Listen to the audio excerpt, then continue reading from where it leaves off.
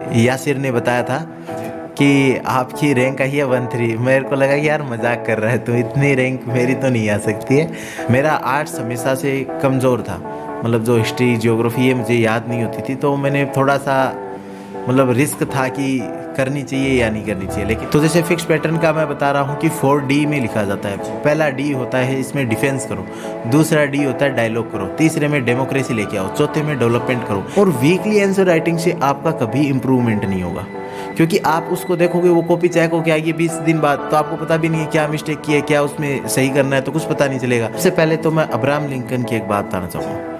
उन्होंने बोला था कि यदि मेरे को एक पेड़ काटने के लिए आप टाइम दो ना, 6 घंटे का टाइम, तो मैं 4 घंटे तक मेरी कुल्हाड़ी को शार्प करता रहूँगा आराम से, फिर 2 घंटे में पेड़ को काट दूँगा।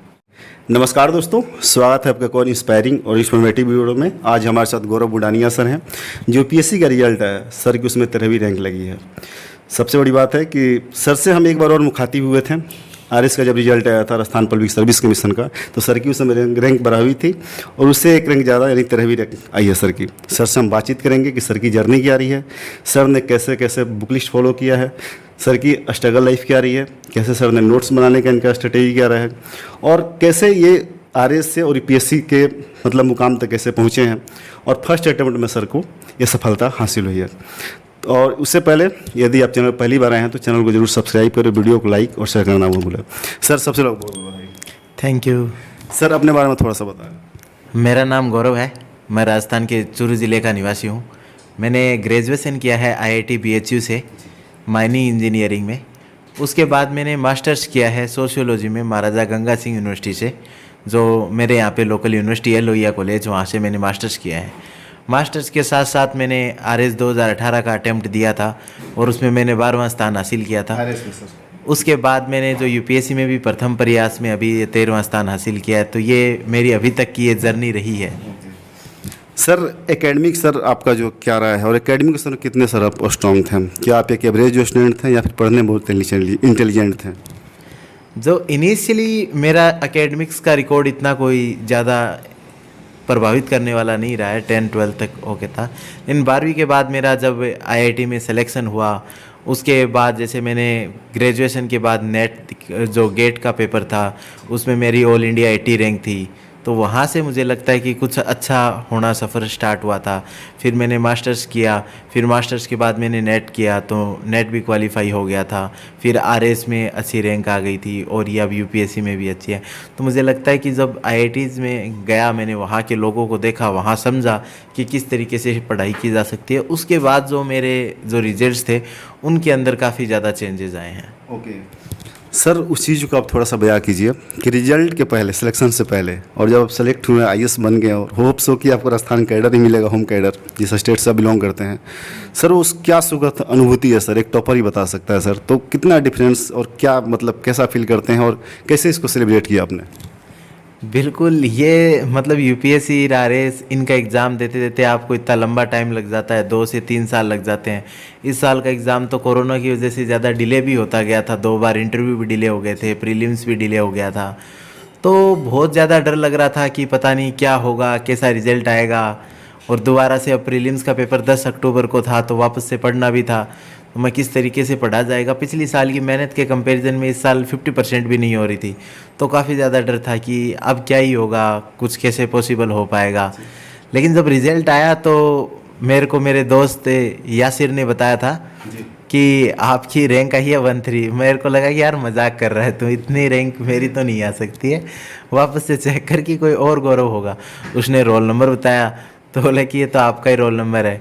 तो उसके पास हमेशा से मेरे रोल नंबर, एडमिट कार्ड वगैरह रहते थे। बोलो भाई पक्की तेरी है। फिर इतने में मेरे पास इतने सारे कॉल आए कि मैंने अभी तक फाइल नहीं देखी है, जो PDF फाइल है वो मैंने अभी तक नहीं देखी है। और अभी तक बस लोगों के कॉल ही अटेंड कर रहा हूँ मैं, फ्लाइट मोड पे डालने पे ही जो है। तो इस वीडियो के माध्यम से जिन भी फ्रेंड्स ने मुझे कॉल किए हैं और जिनका मैं अटेंड नहीं कर पाऊँ, उनको मैं तहे दिल से माफ़ी मांगता हूँ। जब भी मुझे समय मिलेगा मैं सभी को कॉल बैक करूँगा, और जिन्होंने मुझे कांग्रेस बुलाया उनको मैं थैंक्स बोलना चाहूँगा। सर आपका डिसीजन कहाँ से था कि अब मुझे स्टार्ट करना? कॉलेज लाइफ के दौरान ही या फिर कॉलेज पूरा कंप्लीट करने के बाद आप मतलब कि सिलेबस देखना स्टार्ट किया और प्रिपरेशन स्टार्ट करा? मैं कॉलेज से जब पास आउट हुआ था तो उसमें दो चीज़ थी कि एक तो मेरी जो ज्वाइनिंग आने वाली थी, मेरा हिंदुस्तान जिंक लिमिटेड में प्लेसमेंट हुआ था, तो उसकी ज्वाइनिंग सितंबर में आने वाली थी। तो मेरे पास, मैं जून जुलाई में घर पे आ गया था, तो मेरे पास 2 से 3 महीने का टाइम था जिसमें मैं विचार कर सकता था कि कौन से कैरियर अल्टरनेटिव्स पे विचार कर सकते हैं हम। तो मेरा उस चीज़ पे ज़्यादा ध्यान था कि मैं अब क्या कर सकता हूँ, 2-3 महीने एक्सप्लोर करके देखते हैं, तो वो था। और फिर मेरे ताऊजी ने भी सिविल सर्विसेज के एग्ज़ाम दिए थे, पापा ने भी दिए थे, लेकिन अनफॉर्चुनेटली वो क्लियर नहीं कर पाए थे। तो मेरे को लगा कि उनका ये मलाल मैं दूर कर सकता हूँ, तो थोड़ी सी मैं इसमें कोशिश करनी चाहिए मुझे भी। ओके सर, प्रिपरेशन के दौरान सर आपका टाइम टेबल क्या हुआ करता है सर? मतलब पूरे दिन का कैसे कैसे हम टाइम को, मतलब किस एक्टिविटी में ज़्यादा देते थे, और पढ़ाई लिखाई कैसे स्लॉट वाइज आप कैसे उसको?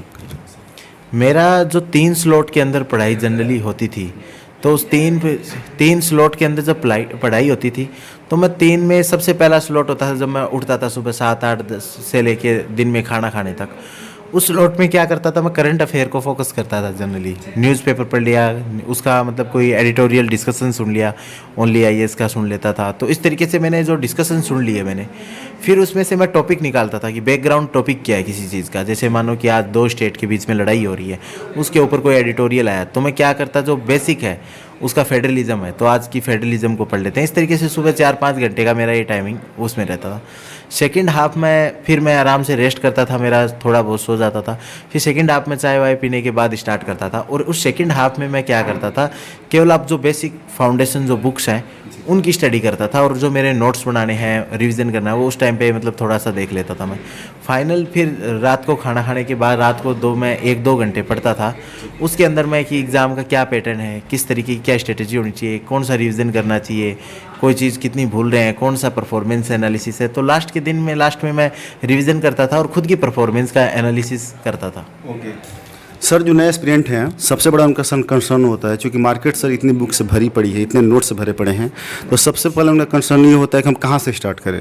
तो सर आपने भी कभी स्टार्ट किया, तो सर बेसिकली आप कहाँ से स्टार्ट किए थे, और बेसिक्स चीज़ों को मतलब कि कंप्लीट करने के लिए किन किन बुक्स का सहारा लिया जाए?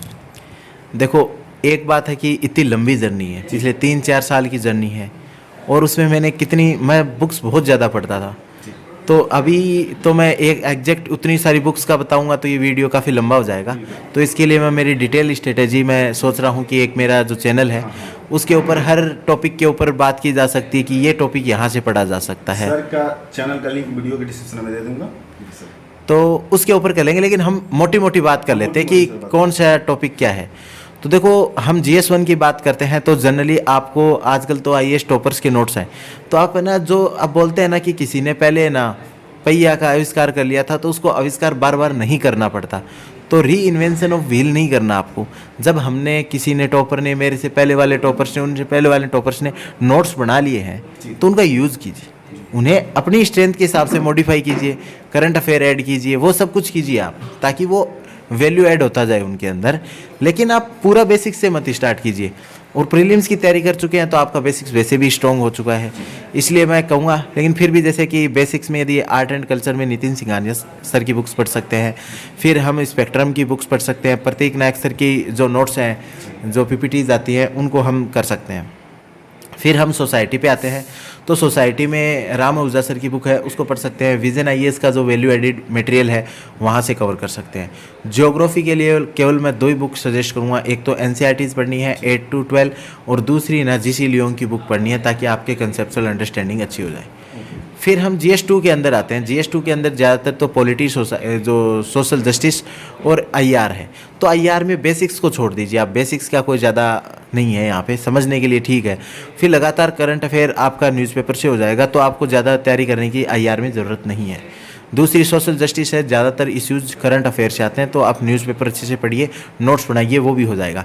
फिर पॉलिटी का जो पार्ट बचता है, पॉलिटी का जो पार्ट बचा है, तो उसमें आप लक्ष्मीकांत से कीजिए, और उसमें कुछ टॉपिक्स हैं जैसे कंपैरिजन ऑफ कॉन्स्टिट्यूशन हो गया, RP एक्ट वगैरह हो गया, ये आपको अलग अलग जगह से करने पड़ेंगे। तो इसमें आप है ना इंस्टीट्यूट के कोचिंग मटेरियल्स ही है ना हेल्प लीजिए, ठीक है। उसके बाद GS3 में आते हैं, तो इसमें स्टैटिक टॉपिक है, जैसे एग्रीकल्चर है, तो एग्रीकल्चर जो है वो लगभग फिक्स है, उसके अंदर थोड़ा सा बस करंट अफेयर के अपडेट कर लोगे तो आप अच्छा हो जाएगा।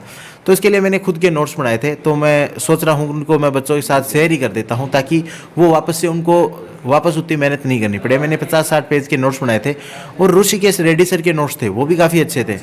तो उन दोनों नोट्स को आप फॉलो कर सकते हो। इंटरनल सिक्योरिटी के लिए मैंने कुछ फिक्स पैरामीटर्स कर लिए थे कि इस तरीके से है ना, इंटरनल सिक्योरिटी का एक फिक्स पैटर्न में आंसर लिखा जाता है।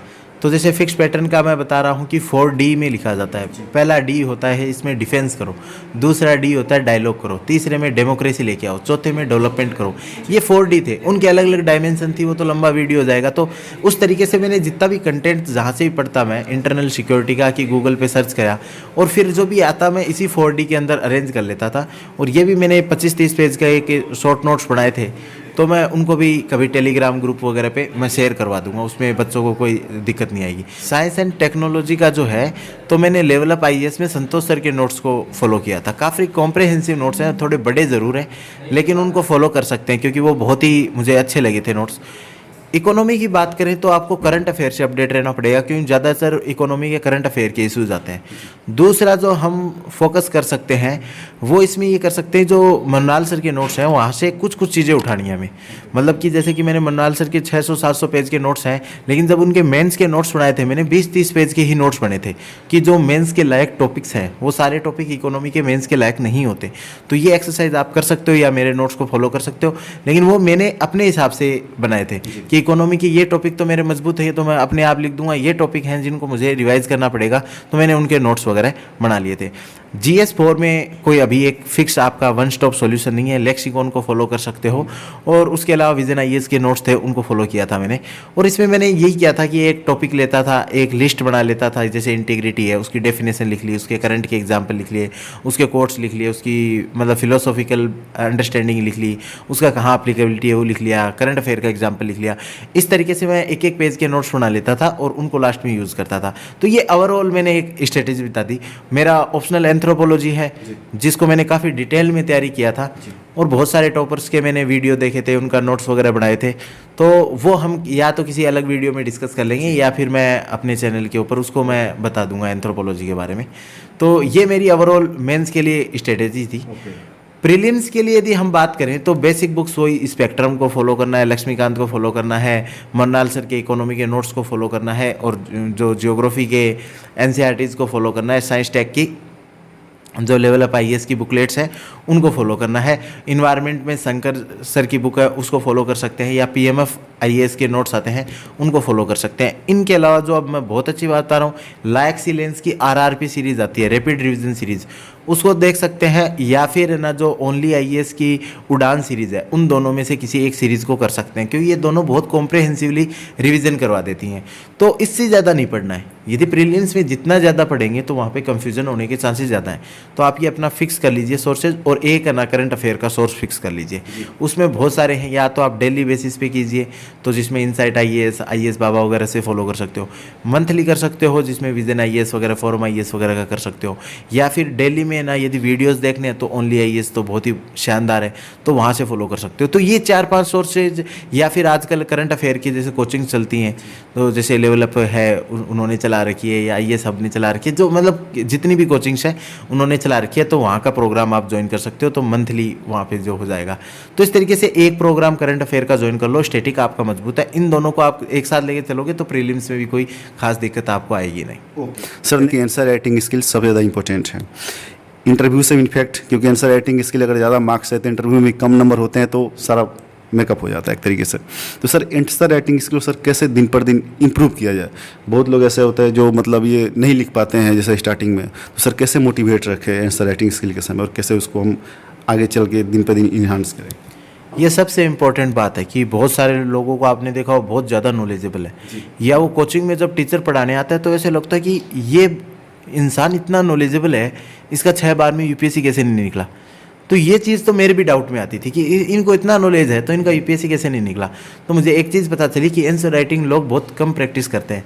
मैंने कहा कि आंसर राइटिंग करनी है, और वीकली आंसर राइटिंग से आपका कभी इम्प्रूवमेंट नहीं होगा, क्योंकि आप उसको देखोगे वो कॉपी चेक होके आएगी 20 दिन बाद, तो आपको पता भी नहीं है क्या मिस्टेक की है, क्या उसमें सही करना है, तो कुछ पता नहीं चलेगा।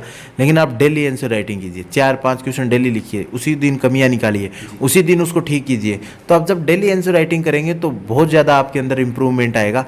और उसके अलावा आपकी एक ब्रॉड स्ट्रेटेजी होनी चाहिए हर प्रकार के क्वेश्चंस को डील करने की। जैसे एग्जाम्पल के तौर पर अब कोई भी क्वेश्चन आ जाए जो ज्योग्राफी और इन्वायरमेंट से रिलेटेड है, उस क्वेश्चन को किस तरीके से अप्रोच करें। जैसे आपसे एक क्वेश्चन पूछा जाए नॉर्मली कि फ्लड्स क्यों आती हैं, अब इसको रैंडमली नहीं सोचना, एक सिस्टमेटिक वे में सोचना है, और वो सिस्टमेटिक वे में आपको पहले सोच के जाना पड़ेगा। एग्जाम में जाके आप नहीं सोच सकते वहाँ पे। तो जैसे मेरा एक फिक्स रहता था कि एक नेचुरल कारण में सोचना है, दूसरा आर्टिफिशियल जो या जो ह्यूमन के जो एंथ्रोपोजेनिक कारण है उनके अंदर सोचना है। जो हमारे नेचुरल कारण है उसमें सोचना है जियोमॉर्फोलॉजिकल क्या कारण हो सकते हैं, कुछ क्लाइमेटोलॉजिकल रीजंस हैं, कुछ बायोजियोग्राफिकल रीजंस हैं, या फिर उसके लिए कोई ओशियनोग्राफिक रीजंस रिस्पॉन्सिबल हैं क्या, उसमें आप उनको सोच सकते हो। फिर जो एंथ्रोपोजेनिक रीजंस है उसके अंदर सोचो कि प्राइमरी एक्टिविटी कुछ कंट्रीब्यूट कर रही है क्या, प्राइमरी के 3-4 पार्ट हैं वो कुछ कंट्रीब्यूट कर रहे हैं क्या, सेकेंडरी इंडस्ट्रीज हैं वो कुछ कर रही हैं क्या, सर्विस सेक्टर कुछ कर रहा है क्या, क्वाटनरी सेक्टर कर रहा है क्या, क्यूनरी सेक्टर कर रहा है क्या। इस तरीके से एक कॉम्प्रहेंसिव आप तैयारी कर सकते हो जी। सर हार्ड वर्क करने वाले सर बहुत होते हैं सर, कि मतलब हार्ड वर्क लगे हुए हैं सर, जैसे 12-12 घंटे 14-14 घंटे भी पढ़ने वाले स्टूडेंट्स हैं सर, एस्पिरेंट्स हैं। लेकिन सर यदि हार्ड वर्क करते हैं तो कहा जाता है स्मार्ट वर्क करो। तो सर एक स्मार्ट वर्क का तरीका सर क्या होना चाहिए बेसिकली, जो मतलब बेसिकली जो माना जाता है कि स्मार्ट वर्क करो, चाहे जो हार्ड वर्क करने वाले हैं अपने आप को स्मार्ट वर्क में कैसे, जैसे स्मार्ट वर्कर कैसे बने। बिल्कुल सही बात है। आज के टाइम पे हार्ड वर्क से कुछ नहीं होगा। कैसे नहीं होगा कि जो 10-15 लाख लोग जो यूपीएससी में बैठते हैं तो सब लोग ऐसे मानते हैं कि मेरा इस लेवल का कैलिबर है कि मैं यूपीएससी की तैयारी कर रहा हूँ। उनमें से मिनिमम 50,000 लोग ऐसे होंगे जो हर दिन 12 से 14 घंटे पढ़ते होंगे, लेकिन आपको लास्ट में 1000 लोगों का ही सिलेक्शन है, 700 लोगों का ही सिलेक्शन है, उसमें से 100 ही तो आईएएस बनेंगे। तो आपको कहीं ना कहीं स्मार्ट जो है वो तो स्मार्टनेस तो आपको दिखानी पड़ेगी। तो स्मार्टनेस क्या होती है, स्मार्टनेस होती है स्ट्रेटेजीज होती है आपकी, वो या तो आप खुद से डेवलप कीजिए ओवर द टाइम, या फिर दूसरे टॉपर से सीखिए कि वो उन्होंने कौन सी स्ट्रेटेजी अपनाई थी। हो सकता है मैं 10 स्ट्रेटेजी देता हूँ, उनमें से किसी के बच्चे को सारी 10 काम नहीं आई, लेकिन 1-2 उसके काम आएंगी। अब यदि हम देखो कि हम जयपुर से दिल्ली की तरफ जाना है हमें, चाहे हम कितना भी धीरे चलें एक ना एक दिन दिल्ली ज़रूर पहुंचेंगे। लेकिन जयपुर से हमने यदि उदयपुर की तरफ मूव कर लिया और उसके बाद कितना भी तेज चले दिल्ली कभी नहीं पहुंचेंगे। तो जो आदमी गलत तरीके से तैयारी कर रहा है ना, वो चाहे दिन में 14 घंटे पढ़े या फिर कितना भी तेज पढ़ता रहे, या कितने ही सालों से पढ़ता रहे, वो कभी सही रिजल्ट पे नहीं पहुंचेगा। और जो सही तरीके से तैयारी कर रहा है वो कितना भी स्लो चले, लेकिन वो सही रिजल्ट को एक दिन ज़रूर पहुंचेगा। ओके सर, लास्ट क्वेश्चन आपसे मैं पूछना चाहता हूँ कि आपको बहुत सारे सर आप सोर्स ऑफ मोटिवेशन है कि सर 13वीं रैंक लेके आए सर फर्स्ट अटेम्प्ट में, बहुत लोग आपको सुन चुके हैं और मेरे चैनल के माध्यम से भी सुनेंगे। तो सर एस्पिरेंट जो सुनते हैं सर टॉपर्स को, आपका पहले भी सर मैंने इंटरव्यू किया है, बहुत लोगों ने प्यार सपोर्ट दिया, राजस्थान के लोगों तो खास करके सर। तो आप उनके लिए सर क्या करना चाहेंगे, उस एस्पिरेंट को क्या आप मैसेज देना चाहेंगे जो कि प्रिपरेशन कर रहे हैं और या फिर प्रिपरेशन करने वाले हैं सर, उनके लिए 2 शब्द प्लीज़ कुछ जरूर कहिए। देखो, सबसे पहले तो मैं अब्राहम लिंकन की एक बात बताना चाहूँगा। उन्होंने बोला था कि यदि मेरे को एक पेड़ काटने के लिए आप टाइम दो ना, 6 घंटे का टाइम, तो मैं 4 घंटे तक मेरी कुल्हाड़ी को शार्प करता रहूँगा आराम से, और फिर 2 घंटे में पेड़ को काट दूंगा। ऐसे अल्बर्ट आइंस्टीन भी बोलते थे कि आपको जो गेम खेलना है ना, उसको गेम के रूल समझ लीजिए। एक बार रूल समझ में आ गए फिर आपको सबसे बढ़िया तरीके से खेलना है। मेरे जितने भी जो भाई बहन हैं, मेरे सीनियर्स हैं या मेरे सहपाठी हैं जो भी आप तैयारी कर रहे हैं, सबसे पहले आप समझिए एग्ज़ाम का नेचर क्या है, वो आपसे चाहते क्या है, वो एक प्रशासक की कौन कौन सी जो क्वालिटी आपके अंदर देखना चाहते हैं। देखिए कि कौन से टॉपर्स ने क्या फॉलो किया, ठीक है। इसमें आपका ज़्यादा से ज़्यादा 1 दिन खराब होगा, 2 दिन खराब होगा, फिर उनकी जो राय ले ली आपने, वहाँ से बनाइए अपना एक खुद की स्ट्रेटेजी, उस पर अडिग रहिए कि अब यही करूँगा स्ट्रेटेजी। सबसे गाइडेंस ले ली आपने, एक अपनी खुद की बना ली, अपने खुद के जो प्रोज एंड कॉन्स को देखते हुए बना ली। अब फिर उस पर ज़बरदस्त मेहनत कीजिए, और जैसे कि मतलब जो तोड़ेंगे नहीं तब तक छोड़ेंगे नहीं, मान जी वाला डायलॉग है, उसी पे रहना है कि बस स्ट्रेटेजी बना लिया, अब यूपीएससी देख लिया, अब थोड़ा मेरी स्ट्रेटेजी है, अब लगातार लगे रहेंगे। अब ऐसा भी नहीं था कि जो मान जी थे वो उन्होंने हाथ से मुक्के से ना पहाड़ तोड़ने लग जाए कि भाई मैं तो मुक्के से तोड़ूंगा, तो वो कभी नहीं टूटता। जबरदस्ती नहीं करना। हाँ, अथोड़ा था उनके पास, अथोड़ा मतलब आपके पास स्ट्रेटेजी होनी चाहिए, और फिर यूपीएससी जैसा पार्ट भी टूट जाएगा। और मैं सभी को ऑल द बेस्ट, मेरी शुभकामनाएं आपके साथ हैं। आप बहुत अच्छा कीजिए और बहुत अच्छी रैंक लेके आइए। Okay sir, thank you so much sir, आपका इतना बिजी सर शेड्यूल है, उसमें भी सर आपने समय निकाला, और रियली मतलब आपको सुन के बहुत सारे लोगों को मोटिवेशन भी लगा, एक स्ट्रेटेजी पता चला, आपने कौन कौन सा बुक लिस्ट फॉलो किया वो उन्हें पता चला। तो सर फिर से सर आपको बहुत बहुत बधाई, और सर आपकी उज्जवल भविष्य की कामना करते हैं और ईश्वर से दुआ करते हैं कि आप कैबिनेट सेक्रेटरी बने। शुक्रिया sir, thank you so much. Thank you. और हाँ, सर का चैनल का लिंक मैं डिस्क्रिप्शन में दे दूंगा, और सर को जो है वहाँ सुने। अब नो डाउट कि टॉपर आ रहे हैं यूट्यूब पे और अपना स्ट्रेटेजी शेयर करेंगे सर लोग, तो डेफिनेटली आप लोग बहुत फ़ायदा मिलने वाला है। तो यदि आपको ये वीडियो पसंद आई हो, ये हमारे साथ गौरव बुडानिया सर हैं जो कि 13वीं रैंक के साथ सेलेक्ट हुए हैं, यूपीएससी में प्रॉपर सर IAS बन रहे हैं। तो वीडियो को अप्लाई करें और चैनल पे पहली बार चैनल को सब्सक्राइब करना ना भूलें। मिलेंगे किसी और नेट टॉपर के साथ।